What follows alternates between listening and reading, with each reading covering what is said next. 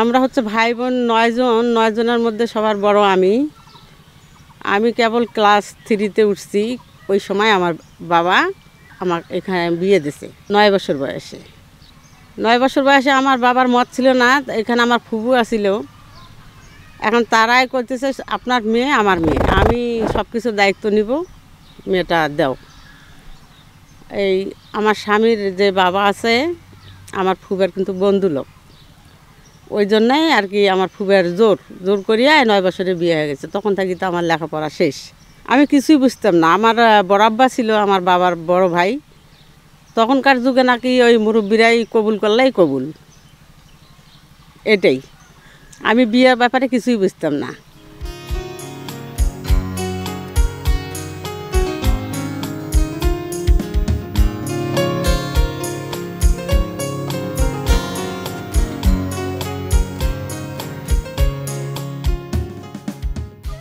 আমার নাম হচ্ছে মোসাম্মদ আসিরুন্নেসা। আমার বাবার বাড়ি হচ্ছে পীরগাছা থানা।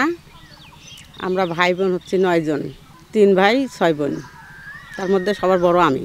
এখন স্বামীর বাড়িতে আছি, গ্রাম জয়রামপুর, ইউনিয়ন হচ্ছে পায়রাবন, থানা মিঠাপুকুর, জেলা রংপুর। কিছুদিন মনে করেন 6-7 বছর যাওয়ার পরে দেখি আমার স্বামীর হচ্ছে পেটের ব্যথা। তখন আবার ফির আমার বাবা মা আমার যত গোষ্ঠী আছে সবাই আমার এখানে সংসার করাবে না বলতেছিল, বলে না ওই ছেলের পেটের ব্যথা, সংসার করা হবে না, মেয়েটা কখন থেকে ছাড়ান দিয়ে নেই। আমার একটা কথা ছিল কি, আমি তো প্রেম করিও বিয়ে বসি নাই, আমি কি চলে যাওয়া বিয়ে বসি নেই। আপনারা ইচ্ছে করিয়ে মনে করেন সম্মতি করে বিয়েটা দিছেন। এখন ছেলের তো কোনো দোষ নাই, তার তো মনে করেন একটাই দোষ কি পেটের ব্যথা, অসুস্থ। তার চিকিৎসা না করিয়ে সেখান থেকে আমাকে ছাড়ান দিয়ে নেবেন, এটা তো হয় না। আমি বলছি বলে না, এটা তো হবে না, বিয়ে তো জীবনে একবারই হয়, তার তো কোনো দোষ নাই। ওখান থেকে আমাকে ছাড়ান দিয়ে নেবেন, আর এক জায়গায় বিয়ে দেবেন, মানুষ বলবে বলে মেয়েটার নাকি কিছু না কিছু দোষ আছেই। তাছাড়া এক জায়গায় বিয়ে হইলো, সেখান থেকে ছাড়ান দিয়ে নিল, আমি সংসার ভাঙতে পারবো না। আমার বাবাকে বললাম, বলে না আমি চলে যাই। এই তখন থেকে আমি বাবার বাড়ির থেকে চলে আসছি। আসার পরে আমি একদিনও বাবার বাড়িতে একটা রাতও কাটাইনি। এই স্বামী নিয়ে মনে করেন তখন হইলো শুরু করলাম। পেটের ব্যথা মানুষের জমির যায়, কিসের নেয় না, কামলা নেয় না, কোনো জোরের কাজ করতে পারে না। আমার ফির ছোটোবেলা থেকে অভ্যেস কি এই সুইসুতের কাজ করা, ওটা আমার একটা আগ্রহ ছিল। তখন অনেক কষ্ট করিয়ে একটা সেলাই মেশিন কিনলাম। একটা ছাগল ছিল আমার শাশুড়ি একটা ছাগল দিছিল, ওই ছাগলটা বিক্রি করিয়া একটা মেশিন কিনলাম। আর কিছু টাকা বাকি দিয়ে ওই মেশিনটা নিয়ে স্বামীকে বলছি, বলে আমি মেশিনে কাজ করব, তুমি হলো আমার পাশে বসে বসে হাতে সেলাই দাও। এইভাবে কিছুদিন কাজ করতে করতে মনে করেন গ্রামেও তো হয় না সেরকম, পেট তো চালা লাগবে। তখন আর কি এই মেশিন দিয়েই সব কিছু কাজ শুরু করলাম। শুরু করার পরে দেখি চাহিদা যেটুক খাইতে লাগে পড়তে লাগে ওইটুক চাহিদা মেশিন দিয়ে আসে না। তখন আমি শুরু করলাম, দেখি আর কিছু করা যায় নাকি। ওই বাজার থেকে, রংপুর থেকে মনে করেন চট কিনে নিয়ে আসি, ব্যাগ কিনে নিয়ে আসি, ওই ব্যাগ খুলি টুলি দেখি কতটুক মাপ কতটুক কী, এইভাবে ব্যাগ তৈরি করি, ওই স্বামীকে দিয়ে বাজারে দেই, বিক্রি করে, ওখান থেকেও কিছু প্রফিট আসে। আগের মানুষ তো জানতো না বলে চটের দাম কত, ব্যাগের দাম কত, সেটা আমরাই জানতেছি। 300 টাকা যদি চট নিয়ে আসি, এনে যে সেলাই করে দেখি 600 টাকা হয়। এইভাবে কিছুদিন কাজ করতে করতে মনে করেন এই অর্ডারি কাজও করি গ্রামের, তারপরে ব্যাগও সেলাই করি।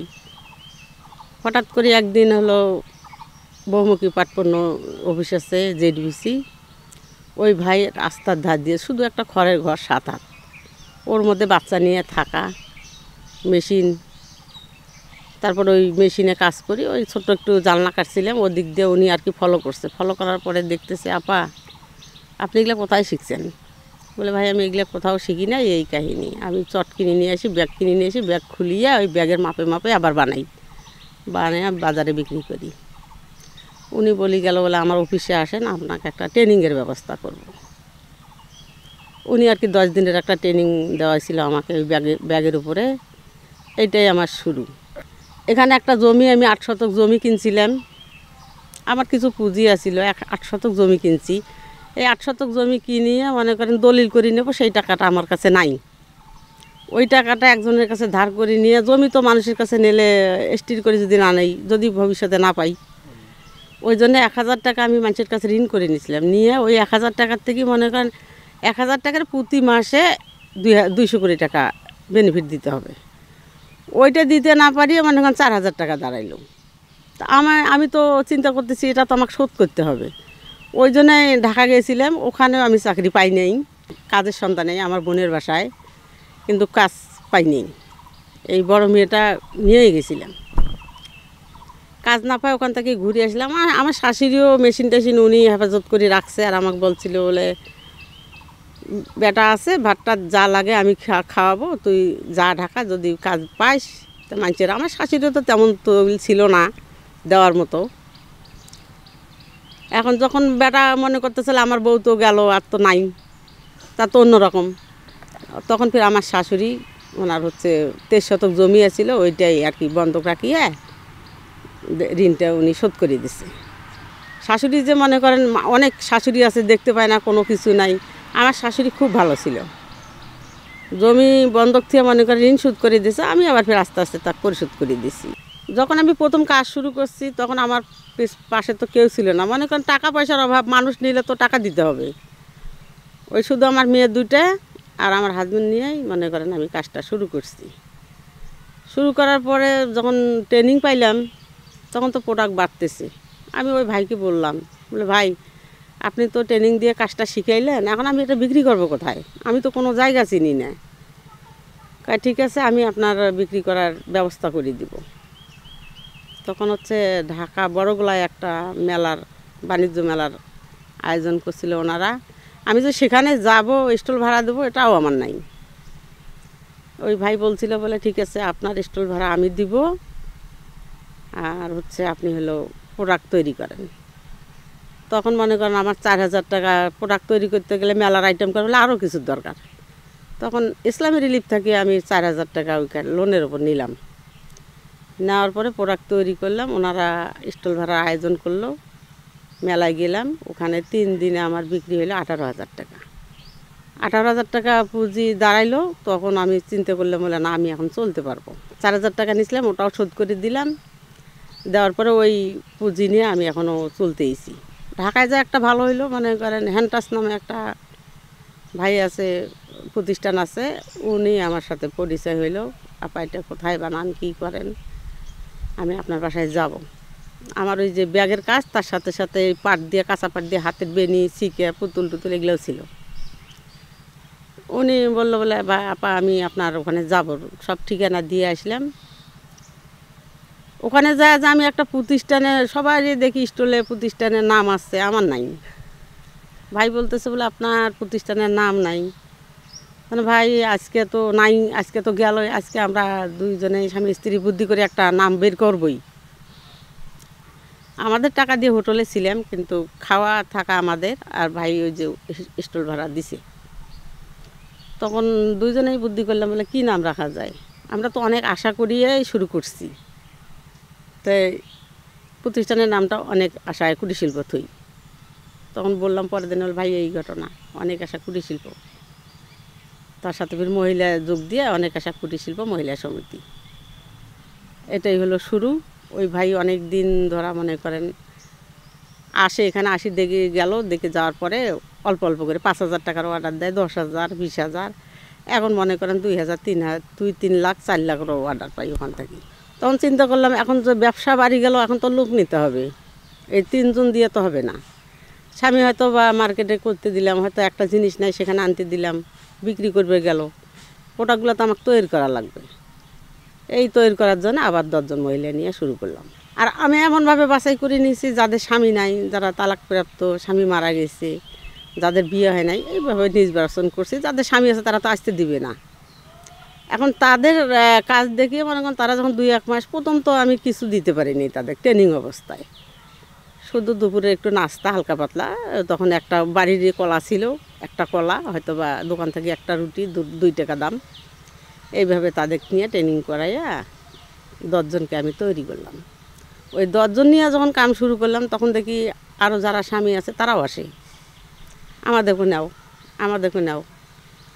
এ যদি টাকা পায় গল্প করে অমুক জায়গায় কাজ করলে আমি এত টাকা পাইছি, তখন তাদের তো আগ্রহ বাড়বেই। এইভাবে এইভাবে ট্রেনিং করতে করতে মনে করেন আমার এখন ওয়ার্কার 54 জন। 150 জনকে ট্রেনিং করাইছি ঠিকই, কিন্তু তাদের সবাইকে কাজ দিয়ে পারি না। প্রতিষ্ঠান তো দুইটা, একটা হচ্ছে প্রকৃতি আর একটা হচ্ছে ওই হ্যান্টাস। আর যেগুলো শোপিস শোরুমে আছে ওগুলো আমার মেয়েরাই করে, আমিও করি, হাজব্যান্ডও করে। তো প্রতিষ্ঠান আমার দুইটা প্রতিষ্ঠানে 2 মাস যদি কাজ করে আর 1 মাস বসিয়ে। আর এই মহিলাগুলো যে ট্রেনিং করাইলাম এই 54 জনে কাজ করতেছি, কিন্তু বাইরের লোক অতগুলো লোক আমি কাজ দিতে পারিনি এখনও। সমাজসেবা একটা অনুদান মানুষে বলে সমাজসেবা একটা নিবন্ধন করলে, স্টেশন করলে ওখান থেকে কিছু পাবেন।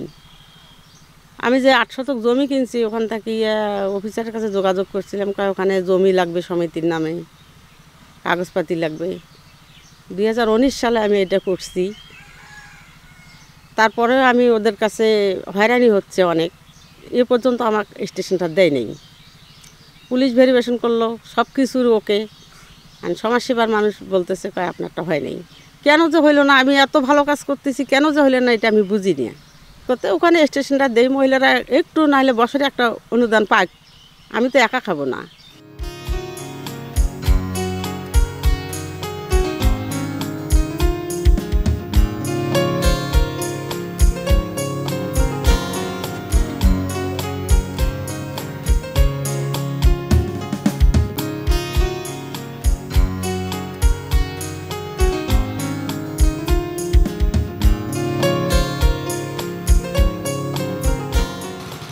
একসময় তো আমার কিছুই ছিল না, এখন আমি যেইটুকুই স্বাবলম্বী হয়েছি। এই দেখেন আমার সামনে পুকুর, এই পুকুরটাও আমি কিনছি, পুকুরে মাছ চাষ করছি, বাঁশবাগান, গাছ টাছ এগুলো লাগাইছি।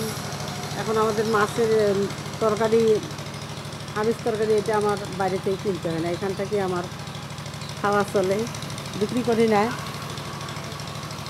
সার ছাড়াই মাছ চাষ করতেছি, এটাই আমাদের খাওয়ার প্রয়োজনটা এখান থেকেই আসে। সামনের দিকে দেখেন আমার একটা পাটের তৈরি পণ্য রাখার জন্য একটা শোরুম, তার পাশেই স্বামীকে একটা ছোট মুদির দোকান করে দিছি। এই ছাদের উপরেও মহিলারা কাজ করতেছে, ঘর আলাদা, তারপরে মহিলারা কাজ করতেছে ছাদের উপরে।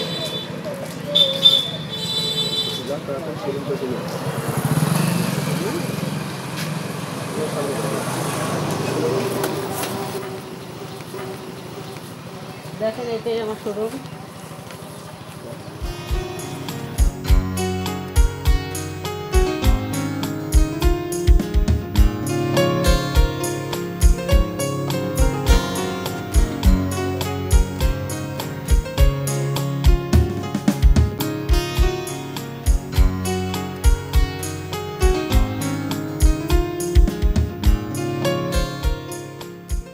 জি জানি, ওটা হচ্ছে নাম ছিল হলো, ওনার বাবার নামও শুনছি, ওনার নাম ছিল হলো বেগম রোকেয়া। আমার শ্বশুর যে ছিল তার অবশ্যই বান্ধবী ছিল। হ্যাঁ, আমার শ্বশুরের কাছে অনেক গল্প শুনছি, এই তার গল্প শোনার পরে আমার এটা মনে একটা প্রতিভা জাগছে বলে দেখি ওনারা লেখাপড়া দিয়ে বিখ্যাত হয়েছে, আমি কাজ করিয়ে মহিলাদের দিক নিয়ে কাজ করিয়ে কিছু করতে পারি নাকি। কাজ দিয়ে আমার তো লেখাপড়া নাই, আমি কাজ দিয়ে কি করতে পারি, কত দূর যাইতে পারি, গ্রামের গরিব দারিদ্র মহিলারা এদের কিছু আগাইতে পারে নাকি। তাই এখন দেখি তারা হচ্ছে কাজ করে, আমার এখান থেকেই কাজ করি। অবশ্য হয়তো বা স্বামীর চিকিৎসার খরচ, নিজের চিকিৎসার খরচ, নিজের একটা শাড়ি, বাচ্চাদের লেখাপড়ার খরচ, কেউ হয়তো ব্যাংকে ডিপিএস করছে, এইভাবে মনে করে নারীরা কাজ করতেছে। ওরাই আসি গল্প করে আমার কাছে, বলে আমি আপনাদের এখানকার টাকা নিয়ে এই কাজটা করলাম। তখন অবশ্যই আমাকে ভালো লাগে, বলে আমি কিছু না কিছু হইলেও মানে মহিলা হিসেবে, নারী হিসেবে তাদের কিছু দিতে পারতেছি। এখন ভালোই লাগে, প্রথম দিকে তো কষ্টই ছিল, এখন ভালোই লাগে মহিলাদের দিক নিয়ে কাজ করা। ছোট্ট একটা বাড়ি ছিল, মনে করো ওখানে আমার জায়গায় ছিল না, এবার একটা ছাদ দিলাম, মহিলারা ছাদের উপরেও কাজ করতেছে, কারখানা ঘর আছে, অতগুলো মানুষ কি এক জায়গায় ঘরে তো জায়গা হয় না, ওই জন্য এবার ছাদ করলাম, ছাদের উপরেও মহিলারা আমার কাজ করতেছে। মনে আছে পিছন দিকে ঘুরলে তো মনে করেন অনেক কষ্ট, যেমন স্বামী অসুস্থ, কাজ করতে পারে নাই, মানুষের বাড়িতে মনে করেন দোকান ছিল, ওখানে 1 কেজি চাউলের জন্য গেছিলাম, ওখানে আমাকে চাউল বাকি দেয় নাই, এই যে যেমন প্রতিষ্ঠান নিয়ে কাজ করতেছি, পাট কোথায় পাবো, সুতা কোথায় পাবো, এগুলো নিয়ে অনেক ঝামেলায় ছিলাম। আর এখন তো মনে করেন অ্যাভেলেবেল ব্যবসা শুরু হয়েছে, সব জিনিসে অনলাইনে পাওয়া যায়, সব জিনিসে মোবাইল করলে কুরিয়ারে চলে আসে। আমিও প্রোডাক্ট এই কুরিয়ারে দেই, ও প্রোডাক্ট চলে যায় ঢাকা। আগের মতো আর তেমন নাই। মনে আছে বাচ্চাদের নিয়ে কষ্ট, দুইটা যখন মেয়ে আমার ছিল, আমি কাজ করতে পারি নাই। মনে করেন আমি কচু আর রাস্তা থেকে কচু তুলে নিয়ে এসে কচু পাক করিয়ে, শুধু কচুর তরকারি পাক করে বাচ্চাদের খাওয়াইয়ে রাখছি। মেয়ে দুটোকে মনে করেন আমি লেখাপড়া করাইতে পারি নাই। মেয়ে হলো, বড় মেয়েটা হলো ক্লাস 7 থেকে লেখাপড়া করছে। তখন তো টাকার দরকার, টাকা তো নাই, টাকা ছাড়া কি আর হয়। আমি বাচ্চাদেরকে একটা ড্রেস বানিয়ে দিতে পারি নি। নিলামি পট্টি থেকে নিলামি মানুষ নতুন নতুন ড্রেস পরে যায়, আর আমি নিলামি কাপড় কিনে নিয়ে হাতে কাটি তৈরি করে আমি মেয়েদের ড্রেস বানিয়ে দিছি। বোঝে না, তারপরেও বুঝে দিছি। মাস্টার স্কুলে নেবে না, আমি জোর করে যাই তাকে ওখানে ভর্তি করে দিছি। বলে ভাই হোক, ড্রেসটা আমি পারি না, আমার টাকা নাই এই ড্রেস বানানোর জন্য, আমার মেয়ে এটা দিয়েই পড়বে। এইভাবে বড় মেয়ে ক্লাস 7 থেকে পড়াইছি, আর ছোটোটা হলো ক্লাস 5 থেকে পড়াইছি। ওই জীবন আর এই জীবন অনেক পার্থক্য। এখন মনে করেন 5টা নাতি আছে, ওর মা ও বাবাও কিছু দেয়, আমিও দেই। বড় নাতি ডিগ্রি 2nd ইয়ারে, আর তার ছোটোটা হলো ডিগ্রি 1st ইয়ারে। এখন তো লেখাপড়ার নাতিরা করতেছে, আর ওদের নিয়ে আমার এখন জীবন, ওরাই এখন আমার হলো সহকর্মী। এখন ওদের নিয়ে আমার গর্ব। আমি পাট দিয়ে, শুধু পাট দিয়ে আমার 200-এরও উপরে আইটেম আছে। আর বিদেশে মার্কেট হচ্ছে আমার এখন শুধু 2টা, বাস্কেট আইটেম আর হচ্ছে ফ্লোর ম্যাট, পাপোশ। এটা হচ্ছে টেবিল ম্যাট, ছিকা, স্যান্ডেল, পুতুল, ঝুড়ি, খেলনা, কলমদানি, শোপিসের মধ্যে মনে করেন হাতি, ঘোড়া, পাখি, এগুলো সবই। বিত্তশালী মানুষের কাছে বললাম তো, যখন আমি অভাব ছিল 1 কেজি চাউল বাকি আনবার গেছি, আমাকে চাউল দেয় নাই। আমার হাতে একটা তেলের বোতল ছিল, তেলের বোতলটা নিয়ে উনি ফালাই দিছি। এখন তাদের ছেলেপেলে আমার কাছে আসে, চাষি কি আপা আমাকে 2000 কি 10,000 কি 20,000 টাকা আমাকে ধার দেন, আমি উমুক দিনে দেবো। এইটা আমার অনেক গর্ব। প্লাস্টিকের জিনিস থেকে মনে করেন, প্লাস্টিক তো দূষণ। আমি হচ্ছে পাট তৈরি করতেছি, পাটটা পচনশীল, পরিবেশ বান্ধব। ওই জন্য আমি পাট দিয়ে যে প্লাস্টিকের আইটেমগুলো আছে, ওইটাই আমি পাট দিয়ে বের করতেছি। আমি এই যে পাটের জিনিসটা তৈরি করতেছি, গ্রামের বড়লোক বিত্তশালীরা, সরকারি বেসরকারি অফিসে যারা আছেন, তারা যদি আমার কাছ থেকে এই পাটের জিনিসটা নিত, অনেক মেলায় বিদেশের সাথে যোগাযোগ করে দিত, তাহলে মনে করেন আমার আরও সুবিধা হতো। আমার যেগুলো কর্মী বাদ পড়ে গেছে, তাদের নিয়েও আমি কাজ করতে পারতাম, তাহলে আমার অনেক ভালো হতো।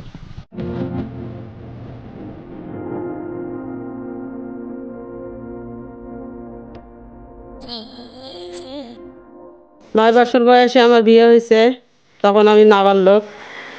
নাবালক বিয়ের আইন করেন তখন ছিল না। 14 বছর বয়সে আমার বাচ্চা। আমার জীবনটাই শেষ হয়ে যাইত। আমি নিজে চেষ্টা করিয়া নিজের পায়ে দাঁড়াইছি, ঘুরে দাঁড়াইছি। এখন আমি স্বাবলম্বী। চলার পথে অনেক বাধা বিঘ্ন থাকবেই, সাহসের সাথে বাধা বিঘ্ন এড়িয়ে এগিয়ে যেতেই হবে। দিকে দিকে মেলি ডবল